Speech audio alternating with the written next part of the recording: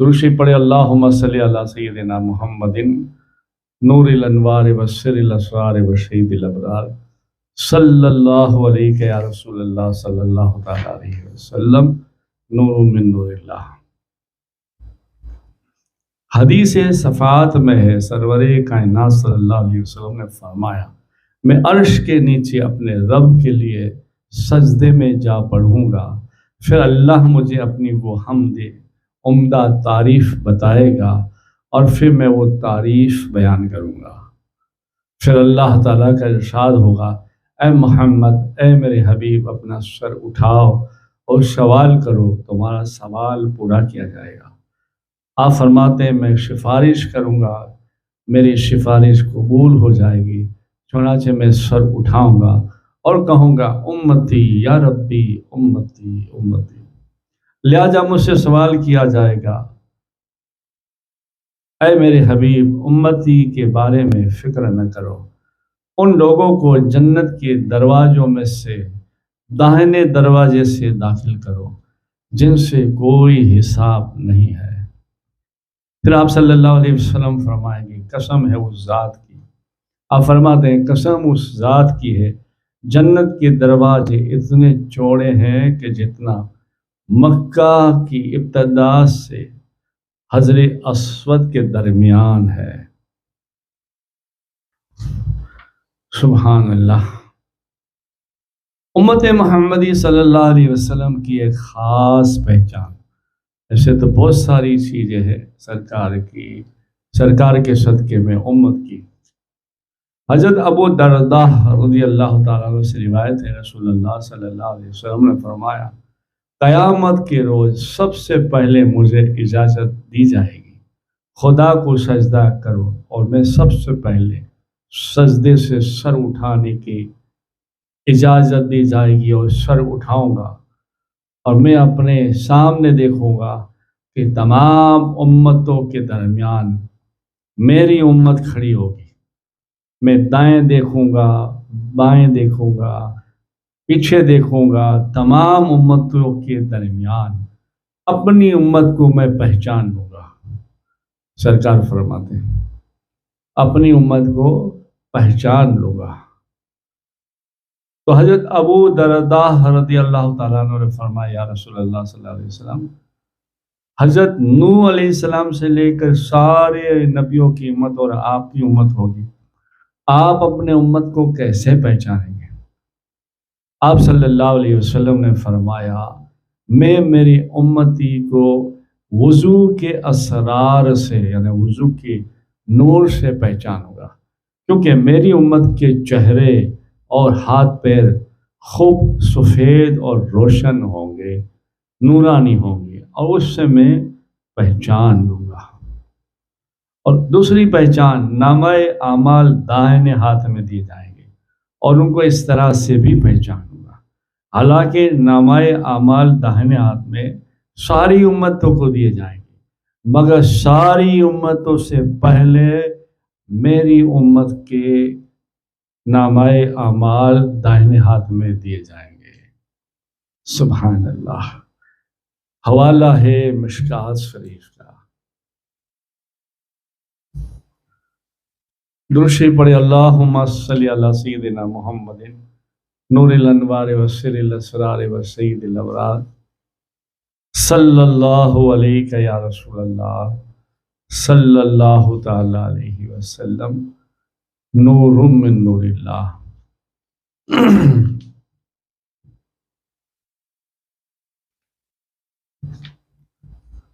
صلی اللہ علی النبی وعلی آلہ صلی اللہ علیہ وسلم صلاۃ و سلام علیک یا رسول اللہ صلی اللہ تعالی علیہ وسلم۔ جنت کی نعمتوں کی تکمیل کے اسباب۔ جنتیوں میں سب سے زیادہ نعمتوں میں وہ حضرات ہوں گے جو خود کو اس دنیا میں حرام سے بچائیں گے۔ جس نے دنیا میں شراب پی وہ جنت میں شراب طہور سے محروم رہے گا، یعنی جس نے دنیا میں ناپاک شراب پی اس کو جنت میں پاک شراب طہور نہیں ملے گی۔ پھر جس نے دنیا میں ریشم کا کپڑا پہنا وہ جنت میں ریشم پہننے سے محروم رہے گا۔ جس نے دنیا میں سونے چاندی کے برتنوں میں کھایا پیا ان میں جنت میں اسے کھانا پینا نہیں ملے گا۔ اب صلی اللہ علیہ وسلم نے فرمایا یہ تو دنیا کی کافر اور مشرکوں کے لیے ہے، تمہارے لیے آخرت میں سونے چاندی کے برتن حلال ہیں۔ اگر کوئی مسلمان دنیا میں اس محرمات مرتکب ہوا تو پھر اس نے توبہ کر لی تو اس کو بھی جنت میں وہ نعمتیں عطا ہوگی۔ جس شخص نے اپنی آرام و آسائش کی لذت کی ہر چیز کا استعمال کیا وہ جنت میں کسی نہ کسی درجے میں ان سے محروم رہے گا۔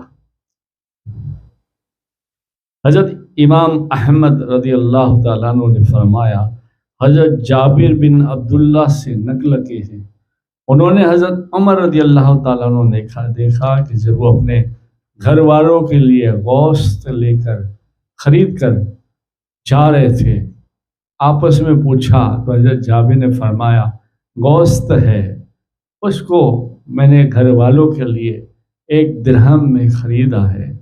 تو حضرت عمر رضی اللہ تعالیٰ عنہ نے فرمایا تم میں سے جو بھی کسی چیز کو دل چاہے خرید لیتا ہے، کیا تم نے اللہ تعالیٰ سے نہیں سنا؟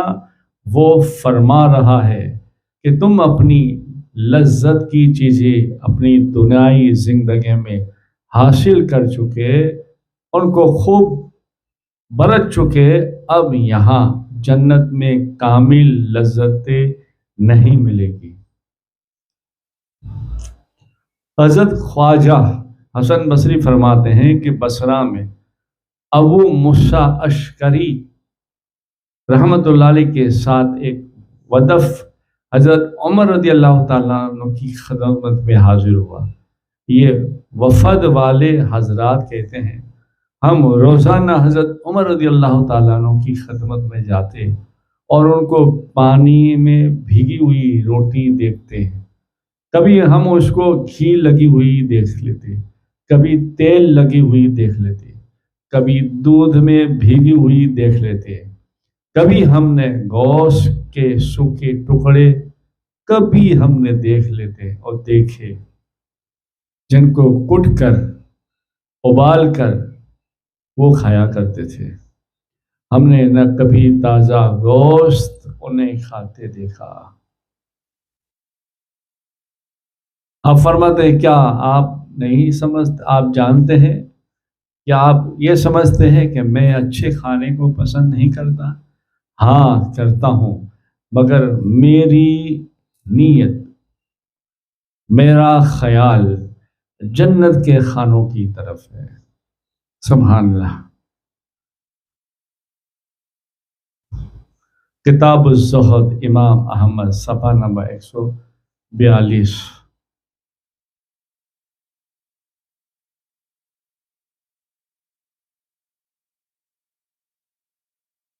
اور جو مسلمان حضرات وہ بھی اسلام اور ایمان کی حالت میں اپنے آپ کو اسلامی اعمال اور اخلاق و لذت نفس میں جتنا آزاد کر کے دنیائی زندگی میں لطف اٹھاتے ہیں، ان کے لیے جنت میں ان کی اتنی نعمتوں میں کمی ہوتی چلی جائے گی۔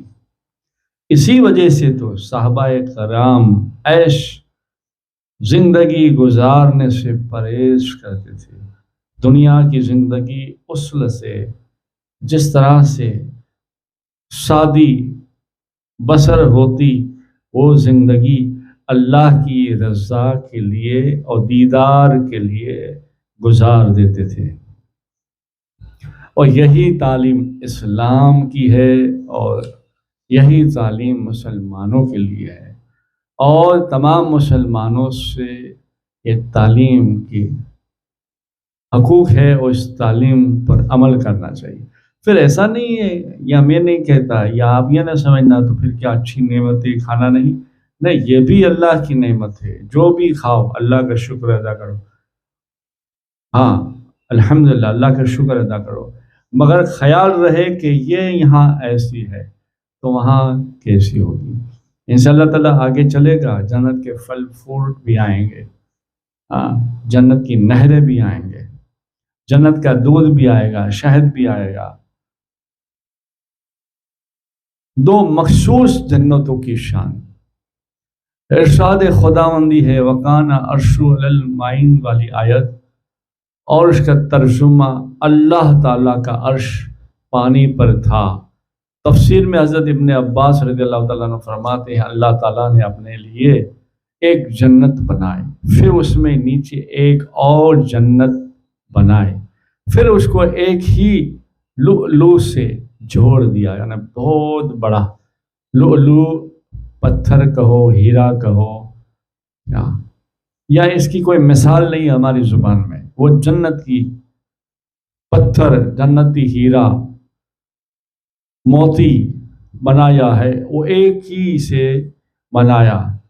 اور پھر حضرت ابن عباس نے یہ آیت پڑھی اور اس کا ترجمہ، اور ان دو جنتوں کے نیچے دو جنتیں اور ہیں، اور یہ جنت وہ ہے جس کے متعلق اللہ تعالیٰ کا ارشاد ہے۔ اللہ تعالیٰ فرماتا ہے کوئی شخص نہیں جانتا جو ان کے لیے آنکھوں کی ٹھنڈک چھپائی گئی ہے، یہ بدلہ ہے ان نیک اعمال کا جو وہ کرتے تھے، یہی وہ جنت ہے جس کا مخلوقات کو علم نہیں ہے۔ اس میں کیا ہے؟ ان جنت والوں کے پاس روزانہ تحفہ پہنچے گا اور وہ اللہ کی طرف سے ہوگا۔ سبحان اللہ۔ حوالہ ہے صفت الجنت ابن ابی دنیا، تفسیر ابن زری، کتاب العظمت، اور حدیثوں کی دیگر دوسری کتابیں بھی۔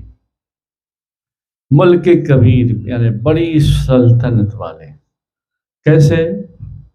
حضرت حسن بصری روایت فرماتے ہیں، حضرت خواجہ حسن بصری، کہ جناب رسول اللہ صلی اللہ علیہ وسلم نے ارشاد فرمایا جنت والوں میں ادنا درجے کا جنتی وہ ہے، جنت کے درجات میں ادنا جنتی درجات والا وہ ہیں، یعنی جنت میں غریب، ہماری بھاشا میں جنت میں غریب جنتی، غریب یعنی جنتی غریب کیسا ہوگا؟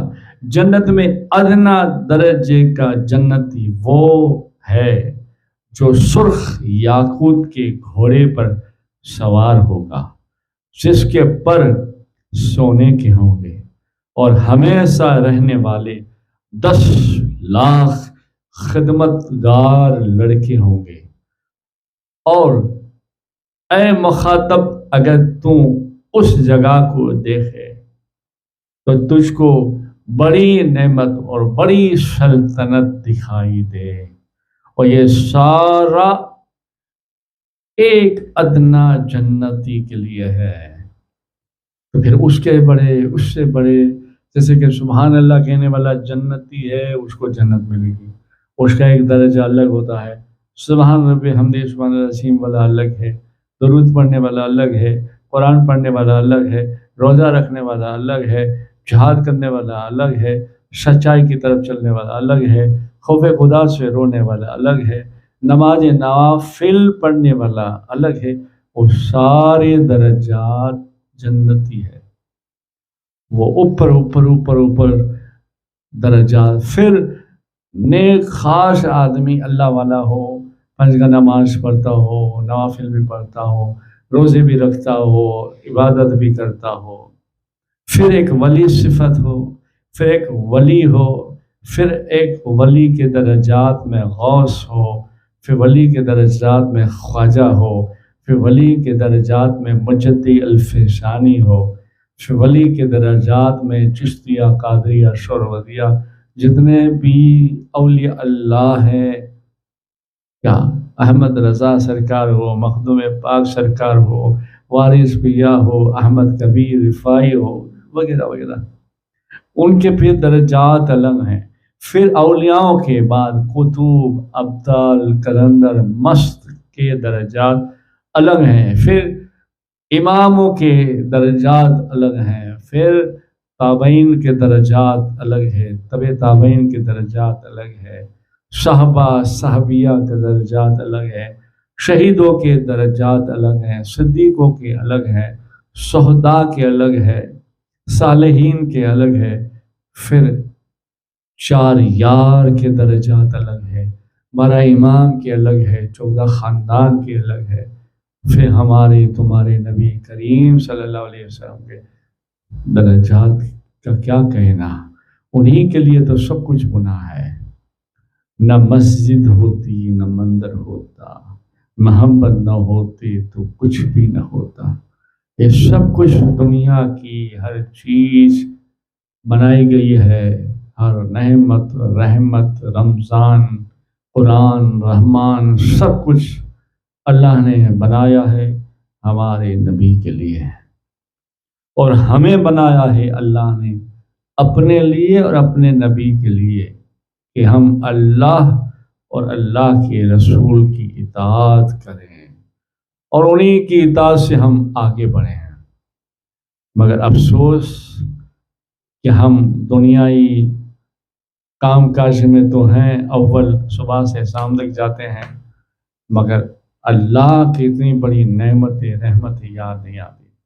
ایک ہمارا جسم بھی ہے، وہ بھی کروڑوں کا، وہ بھی ایک اللہ کی نعمت ہے۔ اللہ کا شکر ادا کرو، اللہ کا شکر ادا کرنا چاہیے، اور ہمیں اللہ کے رسول کی اطاعت کرنی چاہیے۔ اللہ کے رسول کی اطاعت کرنے سے ہماری دنیا بھی بنے گی، آخرت بھی بنے گی۔ فرشتے بھی جنتی کے پاس اجازت لے کر آئیں گے۔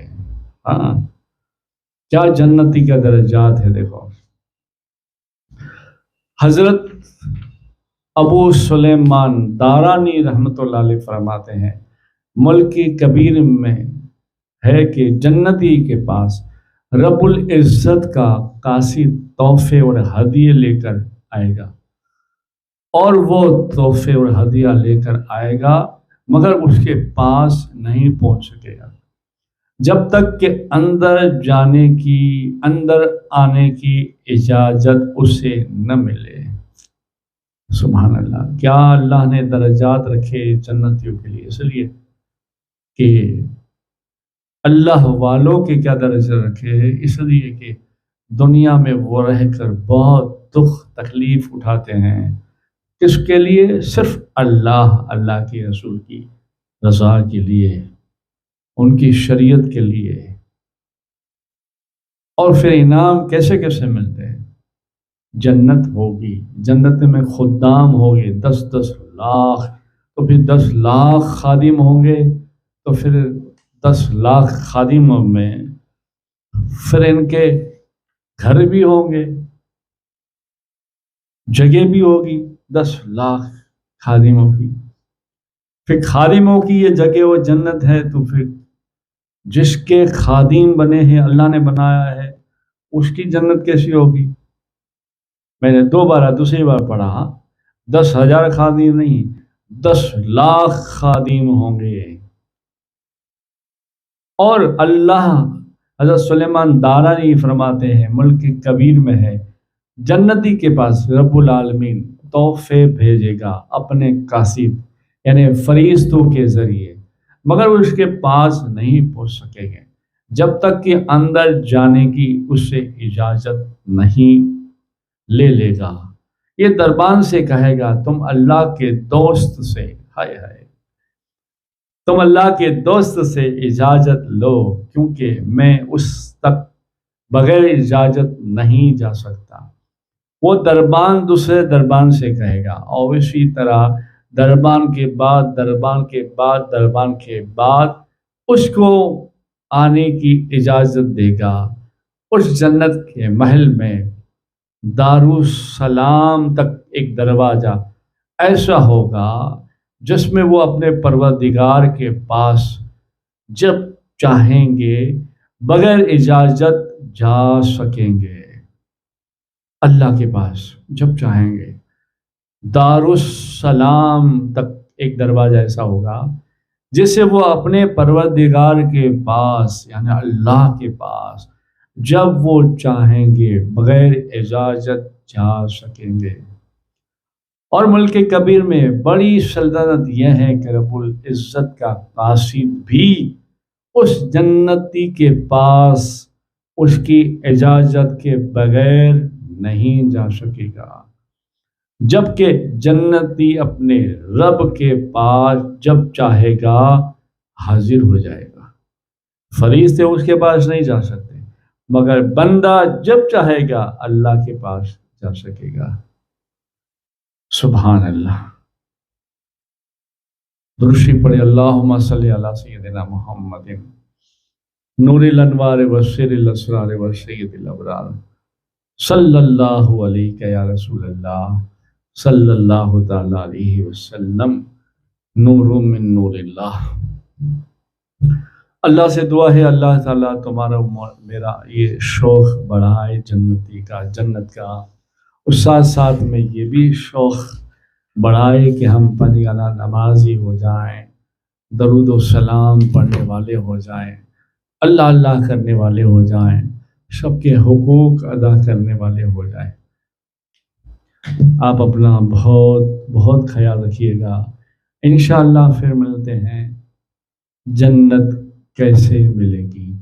قرآن و حدیث کے ذریعے، اور انشاءاللہ ہم امید کرتے ہیں اللہ کی رحمت پہ بھروسہ ہونا چاہیے۔ انشاءاللہ آپ کو بھی ملے، مجھے بھی ملے، اور ہمارے صغیرہ کبیرہ گناہ اللہ معاف فرمائے۔ درود شریف پڑھے اللہم صلی علی سیدنا محمد نور الانوار وسر الاسرار وسید الابرار صلی اللہ علیہ یا رسول اللہ صلی اللہ علیہ وسلم نور من نور اللہ۔